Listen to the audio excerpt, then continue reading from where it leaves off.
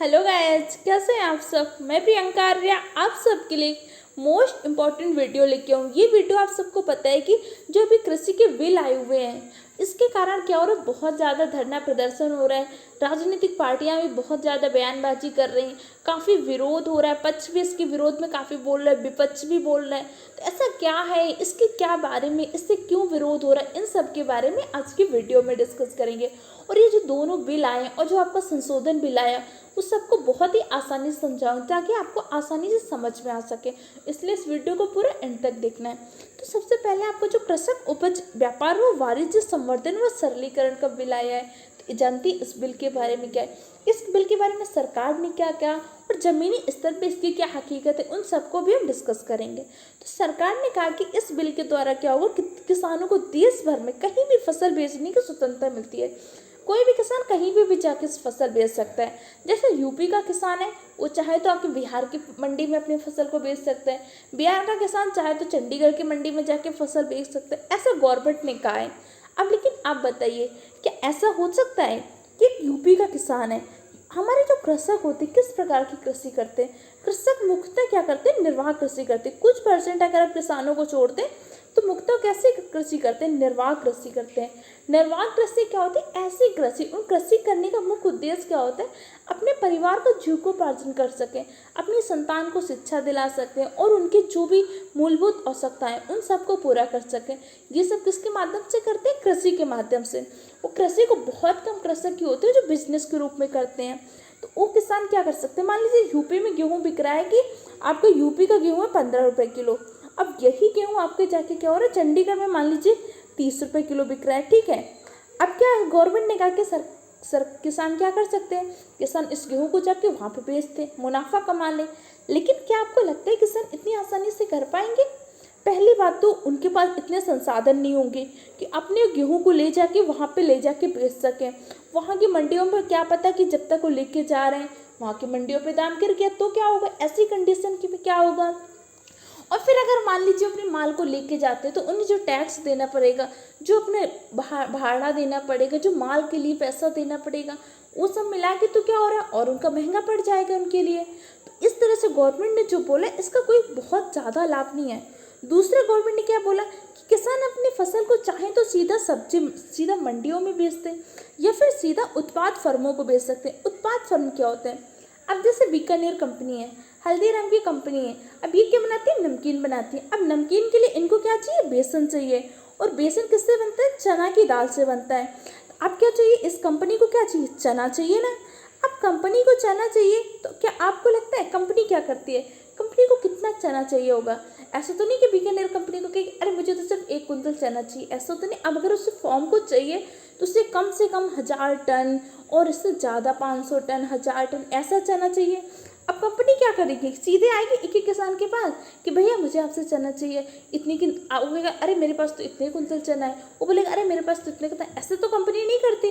Government बोल के सीधे उत्पाद फर्मों को बेच सकते हैं। तो क्या आपको लगता है कोई भी उत्पाद हम सीधे आके कृषक से लेती है, नहीं लेती। तो इसका भी कोई ज़्यादा फायदा नहीं है।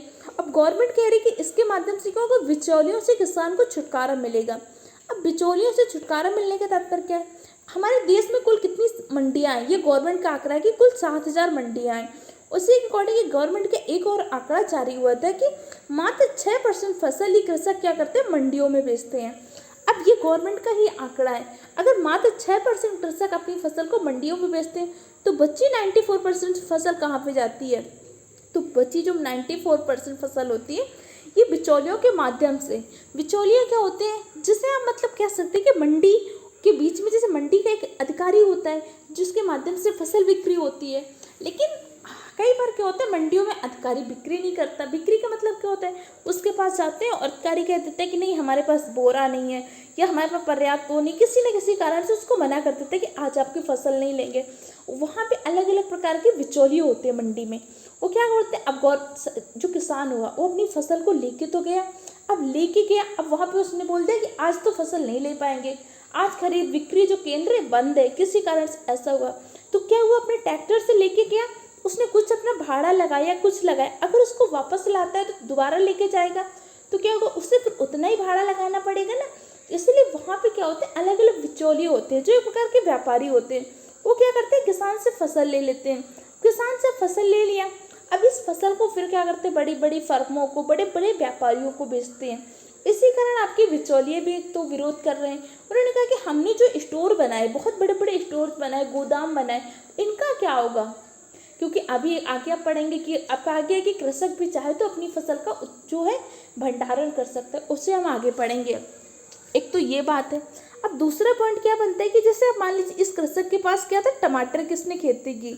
अब इसके बाद कितना, 1 टन टमाटर उत्पन्न हुआ। अब 1 टन ये टमाटर का क्या करेगा?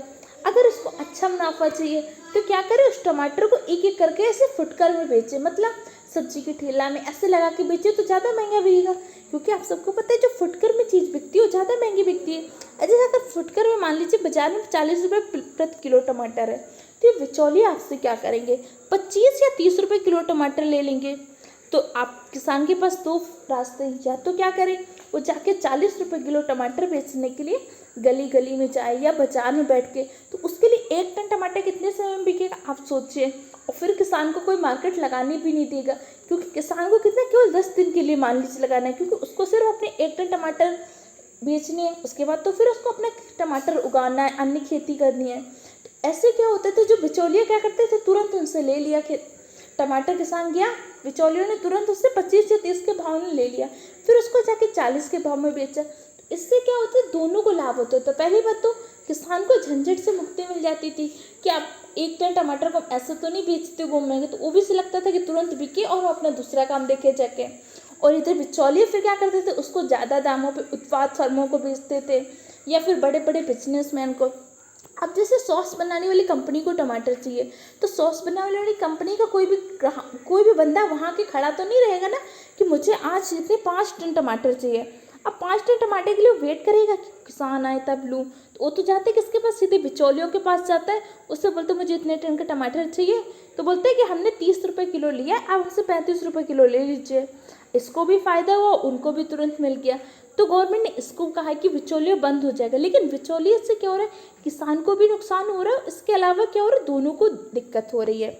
अब चलिए आगे देख लेते हैं। आगे आपका जैसे ये कृषक सशक्तिकरण व संरक्षण, कीमत आश्वासन व कृषि सेवा पर करार बिल, या जिसको कॉन्ट्रैक्ट फार्मिंग बोला। गवर्नमेंट ने कहा कि अब किसान क्या कर सकते हैं, कॉन्ट्रैक्ट फार्मिंग कर सकते हैं। इसके लिए उन्होंने कहा कि प्राइवेटाइजेशन किया जा रहा है। प्राइवेटाइजेशन का तात्पर्य क्या है, अब जैसे चिप्स बनाने वाली कंपनी है, ठीक है, अब लेज वाली को जैसे चिप्स बनाने हैं, तो उसके लिए क्या चाहिए, उसको तो आलू चाहिए। लेज वाली कंपनी को आलू कितनी चाहिए, बहुत कम से कम 1000 टन 500 टन इतनी आलू चाहिए। अब उसके लिए कह रही कि गवर्नमेंट कह रही कि कंपनी क्या कर सकती है, डायरेक्ट किसान के साथ कॉन्ट्रैक्ट फार्मिंग कर सकती है। अब इस कॉन्ट्रैक्ट फार्मिंग में क्या होता है, कॉन्ट्रैक्ट फार्मिंग में क्या होता है कि पहले ही मूल्य निर्धारित कर दिया जाता है फसल को बोने से पहले। अब जैसे उसको 1000 टन चाहिए, तो ऐसा तो नहीं कि एक ही किसान के पास जाएगा कहेगा आप मेरे से कॉन्ट्रैक्ट कर लो, ऐसा कंपनी करेगी नहीं करेगी। जब कंपनी इस तरह से कॉन्ट्रैक्ट करती है तो पूरे पूरे गांव से, अब जैसे मान लीजिए पूरा गांव है, ठीक है, पूरे गांव के छोटे छोटे खेत है मान लीजिए। अब ये मान लीजिए छोटे छोटे खेत, अब कंपनी को यहाँ पे कितना चाहिए, 500 टन आलू चाहिए। तो कंपनी क्या करेगी, अपनी किसी कंपनी के बंदे को भेजेगी, उससे कहेगी कि आप देखिए अंदाज़ा लगाओ कि कितनी फसल पे, कितनी ज़मीन पे 500 टन आलू का उत्पादन हो सकता है। तो उसने कहा इस गांव के अगर हम पूरे खेत को ले लें तो इसमें हम 500 टन आलू का उत्पादन कर सकते हैं। अब कंपनी क्या करेगी, पूरे गाँव के लोगों से कॉन्ट्रैक्ट कर लेगी कि आप इसमें क्या करिए, आलू उगाइए। अब आलू को, सारा आलू हम खरीद लेंगे और इसके लिए आप एक पहले मूल्य निर्धारित कर दीजिए कि इतने मूल्य पर ही हम आलू लेंगे। अब कृषक भी इससे खुश हो रहा है, क्योंकि कृषक को क्या हो रहा था, कई बार क्या होता है कि किसान ने सोचा कि इस बार आलू बहुत अच्छी बिकी है, काफ़ी फ़ायदा हुआ, तो उसने दूसरे किसान को देखा था कि आलू बहुत अच्छी बिक रही है, बहुत अच्छा फ़ायदा हो रहा है, उसने क्या किया, इस बार आलू बो दिए। अब जब उसने आलू बिया, उसको देखा देखा दूसरे ने आलू बो दिया, तो जब बाजार में गए तो देखा पिछली बार जो आलू 25 में बिकी थी, इस बार तो 10 रुपये किलो है। तो किसान को क्या हो जाता है, घाटा हो जाता है। इसमें कहा जाता है कॉन्ट्रैक्ट फार्मिंग में कि आप फसल से पहले ही मूल्य निर्धारित कर लीजिए कि हम इस मूल्य पर अपनी फसल को बेचेंगे। तो किसान भी कहता है चलो सही है, घाटा हो या फ़ायदा हो हमें क्या मतलब है। तो किसान ने कहा कि हम अपनी आलू क्या करेंगे, आपको 20 रुपये किलो आलू देंगे। तो इसने कंपनी ने कॉन्ट्रैक्ट कर लिया कि हम आपसे 20 रुपये किलो आलू लेंगे, आप उसकी कृषि करिए और उसके बाद जब आपका माल बन जाएगा, आलू बन जाएंगी, तो कंपनी क्या करती है, अपने ट्रक को बेचती है, जिस किसान के पास जितनी आलू होती है उससे खरीद लेती है और 20 रुपये प्रति किलो के हिसाब से उसको मूल्य पे कर देती है। ये तो बहुत अच्छे पॉइंट है। अब लेकिन इसके कुछ नुकसान क्या है? अब एक नुकसान सुनिए। जैसे आप मान लीजिए कंपनी से इसने कॉन्ट्रैक्ट किया था 20 रुपये किलो आलू का। अब मान लीजिए किसी कंडीशन से क्या हो जाता है, बाजार में आलू हो जाती है 30 रुपये किलो। तो उस स्थिति में क्या होगा? उस स्थिति में हो सकता है कि किसान क्या करेगा, कंपनी को दे ही नहीं आलू। किसान कहते हैं मेरा कोई कॉन्ट्रैक्ट नहीं हुआ था, किसान जाके बाजार में बेच आए। तो इसके लिए क्या होगा? तो इसके लिए गवर्नमेंट ने कहा कि मंडी के अधिकारी इस एग्रीमेंट का निगरानी करेंगे। इसके अलावा और पॉइंट है। अब मान लीजिए कि किसान को क्या हुआ, उस कंपनी ने कॉन्ट्रैक्ट तो दे दिया।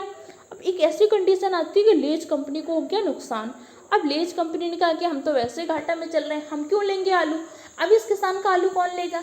ऐसी कंडीशन पे गवर्नमेंट ने भी कुछ क्लियर नहीं किया कि ऐसी स्थितियों में क्या होगा। अब चलिए हम आगे पढ़ लेते हैं। आगे जो कौन सा आपका इम्पोर्टेंट पॉइंट है, जैसे आगे आपका बिल है आवश्यक वस्तु भंडारण संशोधन बिल। जैसे आवश्यक वस्तु भंडारण का 1995 में आपका एक बिल आया था। इस बिल में कहा गया था जो आवश्यक वस्तुएं उसका भंडारण नहीं कर सकते। लेकिन अब ये 2020 में जो संशोधन बिल आया है, इसमें कहा गया कि युद्ध की स्थिति चल रही है या आपदा की स्थिति चली, उस स्थिति को छोड़ के आप वस्तुओं का क्या कर सकते हैं, भंडारण कर सकते हैं। और ये भंडारण कौन कर सकता है? व्यापारी भी कर सकता है। जैसे बड़े बड़े डीलर होते हैं ना, तो किसी एक कंपनी को उनको डीलरशिप ले लेते हैं, वो भी कर सकते हैं। इसके अलावा कृषक भी क्या कर सकते हैं, भंडारण कर सकता है, ये गवर्नमेंट कहती है।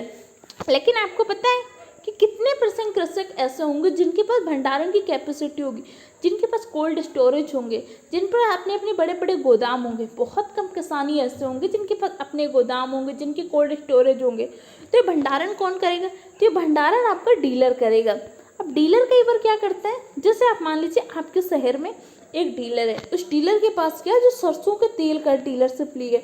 आपके शहर में जितना भी सरसों का तेल लाता है उसी डीलर के पास आ जाता है। कंपनी ऐसा तो नहीं करती एक एक दुकानदार के पास देती घूमती कि ये लीजिए ये लीजिए। कंपनी क्या करती है, एक उस शहर का जो डीलर होता है उसके बाद उसने दे दिया पूरा अपना तेल कि ये लीजिए, इसकी आपकी डीलरशिप, आप ये ले लीजिए। अब उस डीलरशिप से क्या, डीलर से क्या करते हैं, छोटे व्यापारी, दुकानदार, व्यापारी सब ले लेके जाते हैं।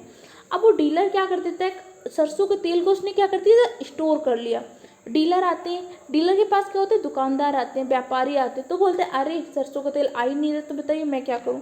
जो सरसों का तेल आपका 80 रुपये किलो मान लीजिए बिक रहा था, अगर वो डीलर क्या करेगा, कुछ दिन तक नहीं देगा, तो धीरे धीरे क्या होगा, महंगा होने लगेगा, क्योंकि मांग ज़्यादा हो रही और खपत कम है। ये अर्थव्यवस्था का सिद्धांत है, तो वस्तु की कीमत क्या होगी, बढ़ेगी। अब धीरे धीरे ऐसे करो, डीलर कह रहा है काफ़ी दिनों तक उसने नहीं किया, अचानक इस 80 रुपये के तेल की कीमत हो गई 200 रुपये किलो। अब जैसे 200 रुपये लीटर हो गया, तो डीलर ने कह दिया अरे तेल तो आ गया। अब ये डीलर क्या हो रहा है, डीलर ने तो बहुत मुनाफा कमाया। इससे क्या हो रहा है, अर्थव्यवस्था में अस्थिरता आती है। ये गवर्नमेंट ने कह दिया कि आप भंडारण कर सकते हैं। अब इस भंडारण से क्या होगा कि कृषक तो बहुत कम भंडारण कर सकता है। गवर्नमेंट ने कहा कि इसमें कृषक भी चाहे तो भंडारण कर सके, लेकिन कितने % कृषक के पास क्या होता है, भंडारण की व्यवस्था उपलब्ध होती है कि उनके पास कोल्ड स्टोरेज होते हैं, उनके पास गोदाम। तो इससे क्या होगा, आपकी अर्थव्यवस्था में स्थिरता आएगी। ये तो तीनों आपने बिल समझे। अब विरोध आपका क्यों हो रहा है, चलिए उसके बारे में डिस्कस करें। विरोध आपका हो रहा है न्यूनतम समर्थन मूल्य जो आपका MSP होता है, इसके बारे में भी काफ़ी विरोध हो रहा है, क्योंकि सरकार कह रही है, गवर्नमेंट क्या कर रही है, MSP को ख़त्म कर रही है, जबकि हमारे प्राइम मिनिस्टर जी ने कहा कि हम MSP को ख़त्म नहीं कर रहे हैं। तो अब चलिए जानते हैं MSP होता क्या है। MSP क्या होता है, किसी भी वस्तु का एक न्यूनतम समर्थन मूल्य होता है। गवर्नमेंट क्या करती है, CACP का फुल फॉर्म क्या होता है, commission for agriculture cost and price. ये क्या कर देती है, आयोग क्या कर देता है, सिफारिश देते हैं गवर्नमेंट को कि इसकी सिफारिश पे सरकार क्या करती है, किसी भी फसल का न्यूनतम समर्थन मूल्य निर्धारित कर देती है। जैसे गवर्नमेंट ने मान लीजिए गेहूँ है, गेहूँ का न्यूनतम समर्थन मूल्य निर्धारित कर दिया कि गेहूँ 10 रुपये किलो से तो कम किसी भी स्थिति में नहीं लिया जाएगा। अगर मार्केट में 10 रुपये कम से गेहूँ हो गया, उस स्थिति में कृषक का सारा गेहूं कौन ले लेगी, सरकार ले लेगी। ये आपका क्या होता है, MSP होता है। ऐसे अलग अलग फसलों पे क्या होता है, गवर्नमेंट MSP निर्धारित कर देती है। अब आपको पता होना चाहिए MSP कितनी कृषि उत्पादों पर मिलता है, तो MSP आपका मिलता है 23 कृषि उत्पादों पर। 23 में कौन कौन से कृषि उत्पाद हैं, आपके जो 7 प्रकार के अनाजों पर MSP मिलती है, 5 प्रकार की दालों पर, जैसे आपकी चना की दाल, इस पर MSP मिलती है, 7 प्रकार के तिलहन है, जैसे मूंगफली वगैरह, ये सब 7 प्रकार के तिलहन में MSP मिलती है, और 4 प्रकार की आपकी व्यावसायिक फसलें, जिससे कपास है, कपास पे MSP मिलती है। लेकिन कई बार क्या होता है कि एमएसपी किसान तक उचित रूप से नहीं पहुंच पाती। जैसे मैंने आपको बताया था, कई बार क्या होता है मंडी के अधिकारी के पास किसान लेके फसल जाता है, वो कह देते हैं नहीं आज मेरे पास बोरा नहीं है, आज मेरे पास इस कारण से समिति खरीद नहीं हो पा रही है। ऐसे ऐसे कारणों से कई बार क्या होता है एमएसपी निर्धारित तो होती है, लेकिन जब वो खरीदता ही नहीं है तो किसान के पास क्या होती है, मजबूरी होती है। मजबूरी में क्या करता है, बिचौलियों को बेचता है। तो गवर्नमेंट को इसमें क्या चाहिए, एक अच्छी योजना बनाए जिसके आधार पर निर्धारित हो किसी भी स्थिति में जो भी व्यक्ति एमएसपी से कम लेता है तो उसके खिलाफ दंडात्मक कार्रवाई होगी, तो ये प्रभावी हो सकते हैं। इस तरह से आज आपने तीनों बिलों के बारे में जाना और एमएसपी के बारे में कुछ इंपॉर्टेंट पॉइंट्स जाने। आपको ये वीडियो कैसा लगा, उसके बारे में आपकी क्या राय है हमें कमेंट बॉक्स में दीजिए। अगर आपको वीडियो हेल्पफुल लगा है तो चैनल को सब्सक्राइब करें, वीडियो को लाइक करें और अपने दूसरे फ्रेंड के साथ भी शेयर करें। Okay friend, thank you for the watching my video.